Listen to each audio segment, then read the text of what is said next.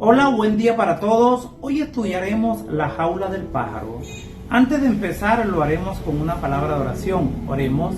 Padre Santo y poderoso Dios, gracias, oh Señor, por todas las bendiciones que nos das. Ayúdanos, Señor, en medio de nuestras circunstancias difíciles. En el nombre de Jesús. Amén. El versículo de memoria lo encontramos en 1 de Pedro capítulo 1 versículo 6. Dice la palabra de Dios: en lo cual vosotros os alegráis, aunque ahora por un poco de tiempo, si es necesario tengáis que ser afligidos en diversas pruebas. Dios tiene un canto que enseñarnos. Cuando lo hayamos aprendido entre las sombras de la aflicción, podremos cantarlo perpetuamente. Muchas veces nos encontramos en lugares de oscuridad para Dios mirar nuestra lealtad. No siempre estaremos en lugares agradables. Si así fuese, nos olvidamos que Dios es quien nos ayuda. Dios quiere revelarse a nosotros y mostrarnos la abundancia de provisiones que tenemos a nuestra disposición. Y permite Dios esas pruebas para que nos demos cuenta de nuestra incapacidad y aprendamos a pedirle ayuda. Leamos Éxodo capítulo 14 versículo 10. Dice la palabra de Dios: cuando Faraón se hubo acercado, los hijos de Israel alzaron sus ojos, y he aquí que los egipcios venían tras ellos, por lo que los hijos de Israel temieron en gran manera y clamaron a Jehová. Parece que Dios dirige a su pueblo hacia la tierra prometida por un callejón sin salida. Parece una trampa. Qué bueno sería entrar a una sala oscura y de pronto alguien enciende la luz y nos gritan en coro feliz cumpleaños. Otras veces pueden ser sorpresas muy desagradables, o a veces tenemos que aprender a convivir con personas desagradables. Pero según Éxodo capítulo 13 versículo 21, desde el día que Israel salió de Egipto, Jehová iba delante de ellos. Dios mismo dirigió cada etapa de su viaje. Pero al primer lugar que los llama es donde hay un mar por delante, las montañas a ambos lados y el faraón y su ejército por detrás de ellos. ¡Qué sorpresa! Tan desagradable para ellos. Cuando seguimos la columna no nos asegura que seremos felices todo el tiempo. Podríamos llegar a experiencias difíciles. Para poder ser instruidos en justicia, debemos estar sometidos a situaciones que prueben nuestro corazón, que como dice Jeremías es engañoso. Hay malas interpretaciones teológicas cuando pensamos que si estamos bajo situaciones complicadas es porque Dios no va delante de ti o delante de nosotros. Debemos más bien estar preparados para que Dios nos instruya y entreguemos nuestra mente y corazón a su dirección. El versículo 31 del capítulo 14 nos muestra la enseñanza del pueblo de Israel ante esta prueba. Y vio Israel aquel grande hecho que Jehová ejecutó contra los egipcios, y el pueblo temió a Jehová y creyeron a Jehová y a Moisés su siervo. A veces nos es difícil confiar en Dios, a veces conociendo cómo ha actuado en el pasado, pero en los momentos de crisis la duda llega. Leamos Éxodo capítulo 17 versículo 1. Dice la palabra de Dios: toda la congregación de los hijos de Israel partió del desierto de Sin por sus jornadas, conforme al mandamiento de Jehová, y acamparon en Refidim, y no había agua para que el pueblo bebiese. A veces queremos tener de Dios todo lo que necesitamos. Debes aprender a vivir con lo que Dios nos brinda, no lo que creemos que nos merecemos, sino lo que realmente necesitamos. Los israelitas necesitaban agua. Después de pasar el Mar Rojo ya habían pasado 3 días sin agua. El agua es muy fundamental en un desierto. Ellos se desesperan y está dentro de lo normal, pero Dios los dirige a Mara, donde hay agua. La emoción los embarga. Por fin consigue lo que tanto anhelan. Llevaron el agua a su boca y la escupieron porque era amarga. Entonces el pueblo se quejó contra Moisés: ¿qué hemos de beber? A los pocos días viene otra prueba. La columna se detiene donde no hay agua. Pero Dios hace un milagro para que dejen de cuestionarlo. El Señor prometió acudir personalmente en ayuda de Moisés. Fue su bondadosa presencia lo que hizo que fluyera agua de la roca, aunque eso no iba a suceder hasta que Moisés la golpeara con su vara para que el pueblo pudiera reconocerlo como representante de Dios.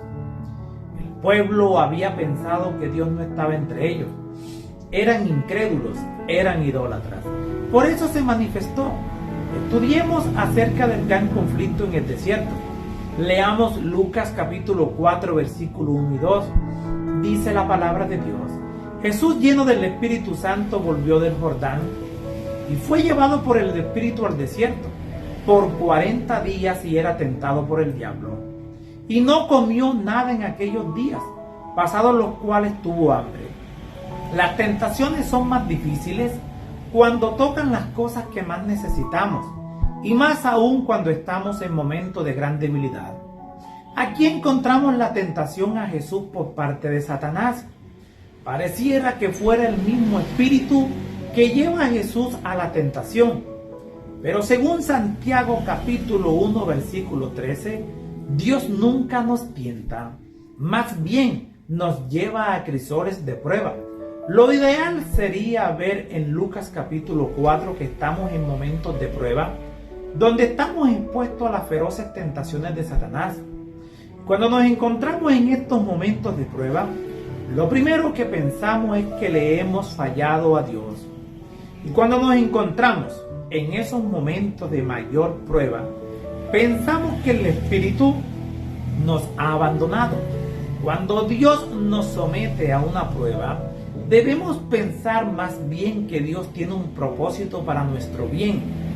Jesús no se desesperó cuando llegó la tentación, pero en cambio nosotros, cuando estamos en el crisol, nos quemamos en vez de ser purificados.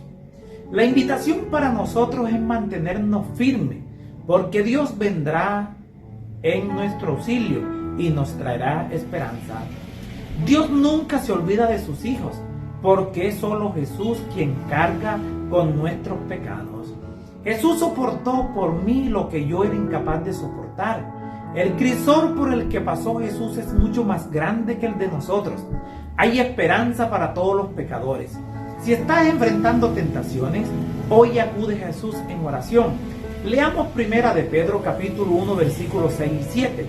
Dice la palabra de Dios: en lo cual vosotros os alegráis, aunque ahora por un poco de tiempo, si es necesario tengáis que ser afligidos en diversas pruebas, para que sometida a prueba vuestra fe, mucho más preciosa que el oro, el cual aunque perecedero sea, se prueba con fuego, sea hallada en alabanza, gloria y honra cuando sea manifestado Jesucristo. Pedro le escribe a personas que están pasando por dificultades. Se sentían solos, a gente que en ese momento se encontraba en lo que hoy es Turquía, en la crisis inminente. ¿Cuándo llegará la liberación final? Acontecimiento que todos los cristianos fervientes han esperado a través de todas sus luchas. Os alegramos, traducido como saltar de gozo. Hace posible que el creyente sienta un vivo gozo en medio de las agobiantes pruebas de la vida, pues sabe que Dios tendrá la última palabra en el gran conflicto entre el bien y el mal. Un poco de tiempo, en comparación con los privilegios eternos de la herencia del cristiano, es necesario en un mundo influido por los poderes del mal. Son inevitables toda suerte de dificultades. Se describe al cristiano como acosado por diversos disgustos, problemas, chascos y pesares, los cuales usa Satanás en su intento por destruir la fe personal en Dios. La realidad y la calidad de la fe personal se revelan en la magnitud de los problemas que pueden superar dicha fe. El oro es probado y refinado por el fuego. La fe personal también pasa por el proceso de la prueba, de modo que su valor pueda manifestarse totalmente con fuego. La segunda venida de Cristo señala el comienzo de una condición de gloria para la iglesia, para el pueblo de Dios. La esperanza de la iglesia a través de los siglos ha sido el pronto retorno de Jesucristo. Con este glorioso acontecimiento termina el reinado del pecado. y el dolor, y se inaugurará el día de paz y gozo eternos y del progreso sin trabas en la verdad y la comunión con Dios. ¿Qué pasaría si a tu vida llega una persona que ha decidido cambiar? Es decir, entregó su vida a Jesús, abandonó las drogas, el robo, la difamación, el egoísmo y se entrega a Dios. Al principio todo marcha bien, pero después de un tiempo todo le sale mal. No le dan trabajo, es cuestionado por su vida pasada, la gente desconfía de él y quiere volver a su antigua vida, en otras palabras, abandonar a Dios y volver a las drogas. La Biblia dice que cómo ayudarlo a mantenerse del lado de Dios. Leamos los siguientes versículos. Romanos capítulo 8, versículo 28.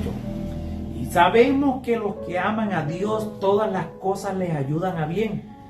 Esto es, a los que conforme a su propósito son llamados. En 2 Corintios capítulo 12, versículo 9. Y me ha dicho, bástate mi gracia, porque mi poder se perfecciona en la debilidad. Por tanto, de buena gana me gloriaré más bien en mis debilidades, para que repose sobre mí el poder de Cristo. En alguna parte de nuestra vida nos ha venido crisis que nos ponen a dudar de la existencia de Dios.